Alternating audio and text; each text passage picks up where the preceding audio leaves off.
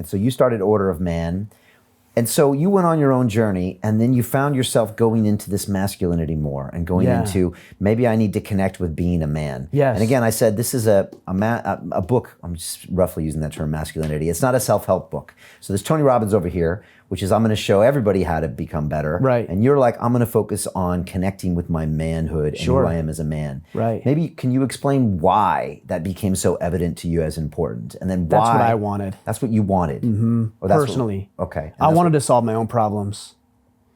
But Ryan's problems, or also Ryan's problems as a man? As a man.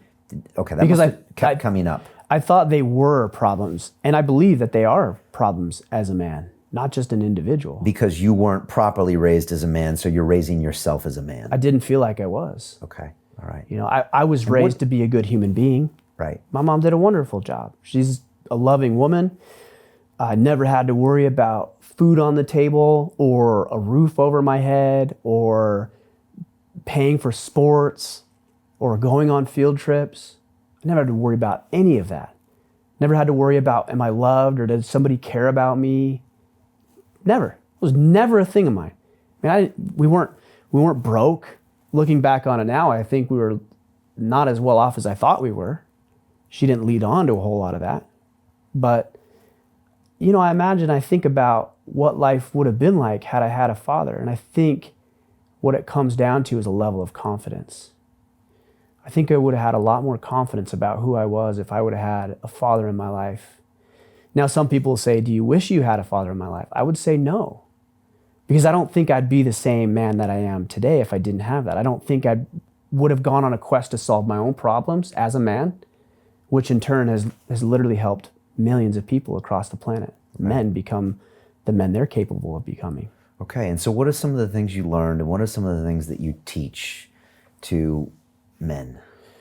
Yeah, so, man, where do we start with what I've learned about being a man? Well, first of all, let me say it this way. A man's job is to be a protector, provider, and a presider.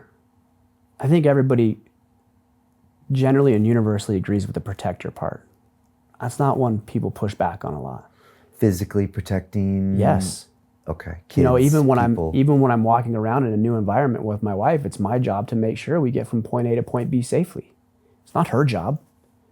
And when shit hits the fan, nobody's going to look to the woman about it. Who are they going to look to? The man.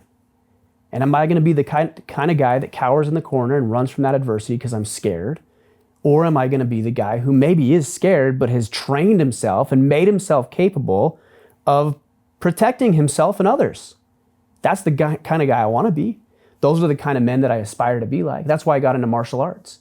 Now, jiu-jitsu is not the end-all, save-all. I'm not saying that. But it's certainly a step in the right direction. It's certainly moving away from being dependent to being self-reliant. What percentage of men do you think are ready to protect right now? 10%? Maybe. I guess it depends on the risk, too. Yeah.